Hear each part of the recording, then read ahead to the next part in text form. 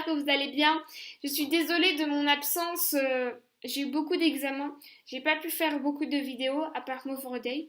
Mais aujourd'hui, on se retrouve dans une nouvelle vidéo avec DIY Summer Organisation, j'appelle ça. C'est pour partir en vacances, comment partir en vacances et tout ça. Et qu'est-ce que je voulais vous dire? Ah oui, je vais partir en vacances, donc je pourrais vous vlogger toutes mes journées. Pas toutes mes journées, mais enfin faire des montages et tout ça. Donc j'espère que vous allez aimer. Si vous avez des critiques sur les montages, n'hésitez pas à me le faire. Donc voilà, je vous aime, bisous. Et n'oubliez pas de vous abonner et de mettre un thumbs up. Bye!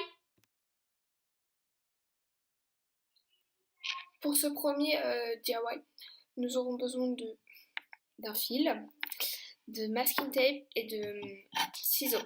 Donc c'est tout simple en fait, on doit juste, on fait comme on veut, c'est votre inspiration. On prend du masking tape et on colle sur le fil quoi.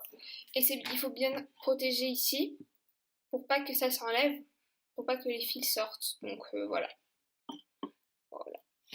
Donc après avoir fait le fil, il faut faire l'embout. Donc là, pareil, vous faites comme vous voulez. Voilà. Donc voilà le résultat. Moi j'ai fait comme ça pour que ça ait pour que que ça. Donc voilà le résultat pour que ça fasse un ensemble et tout ça. Mais bon, j'ai aussi fait pour mon ordinateur, regardez. Pour un chargeur de Mac. Pour réaliser un sac, il faudra d'abord qu'on coupe les coutures. Comme ceci. Nous allons faire des petites entailles, donc à peu près de 10 cm. Attendez que je vous montre. Sur toute la longueur. Voilà. Donc vous pouvez faire de différentes longueurs, comme vous voulez. Voici les résultats des entailles. Donc maintenant, nous allons...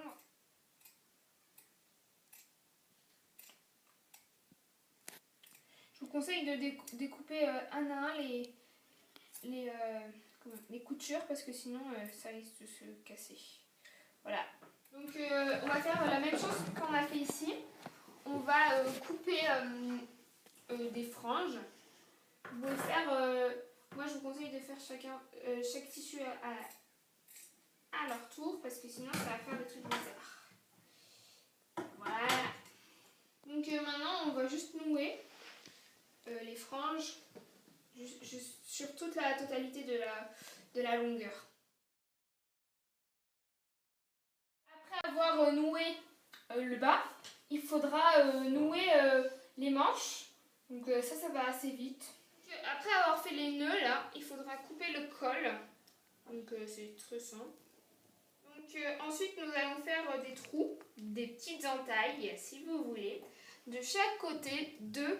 Alors moi au début je voulais prendre ces anses là, mais en fait je me suis rendu compte que c'était trop gros, du coup j'ai décidé de prendre un ruban.